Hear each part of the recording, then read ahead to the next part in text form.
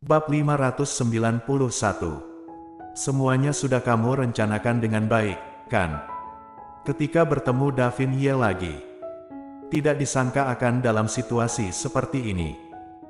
Audrey Han melihat penampilan hangatnya dari kejauhan dan senyum tipis di matanya memberi ilusi kalau mereka berada di dunia yang terpisah dari orang lain.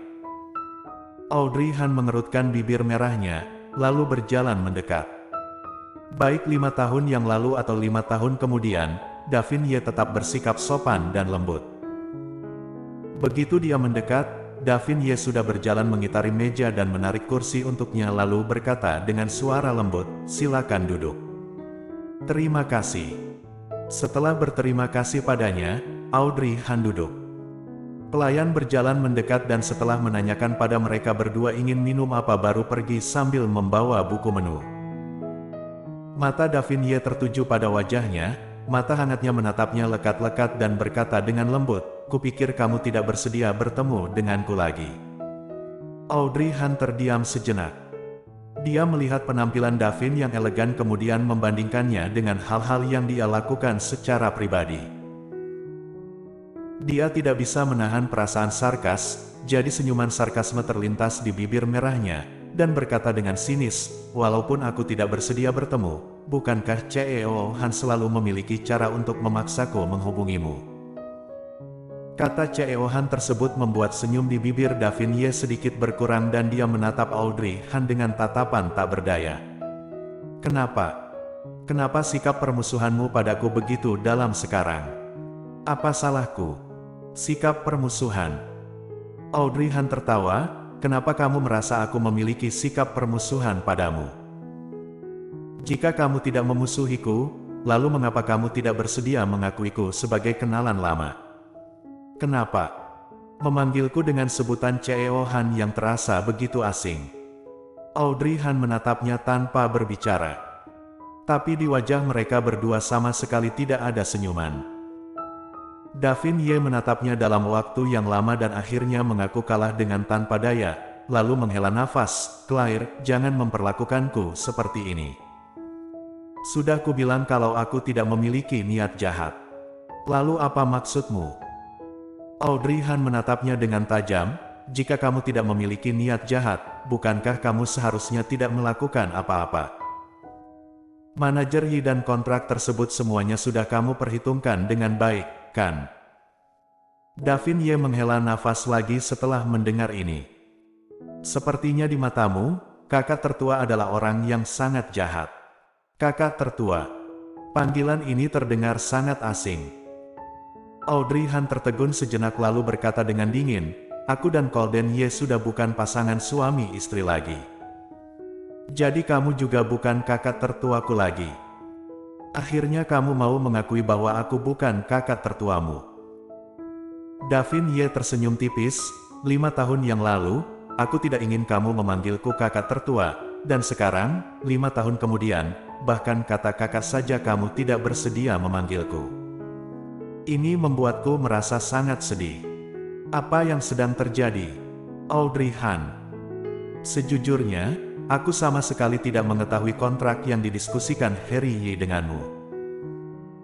Kalau ingin mengatakan aku mengetahui hal ini, bisa dibilang aku baru mengetahui kalau pasangan kerja sama ini adalah kamu setelah dia melaporkannya." Davin Ye berkata dengan sangat tulus, nadanya juga sangat serius. Ekspresi wajah dan tatapan matanya tidak terlihat seperti sedang berbohong, tetapi Audrey Han tidak terlalu ingin mempercayainya. Dia selalu merasa tidak ada yang namanya kebetulan, mana mungkin dia baru tahu setelah mendapat laporan. Jika baru tahu setelah mendapat laporan, maka, lalu bagaimana menjelaskan sikap Harry Yi terhadapnya? Tentu saja dia tidak mengucapkan kata-kata ini. Davin Ye hanya tertawa dan berkata dengan lembut, "Oke. Karena kita sekarang sudah bertemu, jangan membahas hal-hal yang tidak menyenangkan. Hanya karena kamu bersedia menemuiku hari ini, aku sudah sangat senang." Audrey Han mengerutkan bibir merahnya dan tidak menjawabnya. "Jika kamu tidak ingin memanggilku kakak tertua, kamu bisa memanggil namaku, tapi jangan memanggilku CEO Han." "Memanggil namanya?" Audrey Han sedikit mengernyit, CEO Han, sepertinya ini tidak pantas, kan? Sebenarnya tujuanku datang hari ini hanya ada satu. Aku tahu. Davin Ye tersenyum tipis, kamu ingin membatalkan kerjasama. Audrey Han terdiam dan menatapnya, sepertinya kamu tahu segalanya. Claire, CEO Han. Audrey Han menyela ucapannya sambil menahan amarah di dalam hatinya. Nama belakangku adalah Han, dan namaku Audrey. Kamu bisa pilih untuk memanggilku Nona Han atau nama lengkapku. Davin Ye menatapnya lekat-lekat, senyum lembut di wajahnya tidak hilang, kemudian dia berbisik setelah beberapa saat. Oke, Audrey. Audrey Han. Apakah orang ini tidak mengerti apa yang dia katakan? Seharusnya memanggil nama lengkapnya, bukannya memanggil nama Audrey dengan begitu intim. Mengenai kerjasama, kedua perusahaan telah menandatangani kontrak. Tidak mungkin untuk membatalkan kerjasama ini. Aku tahu apa yang kamu pikirkan, tetapi ini terkait dengan profit perusahaanmu. Mendengar hal ini, Audrey Han menjadi sedikit marah. Davin Ye tersenyum tipis lagi.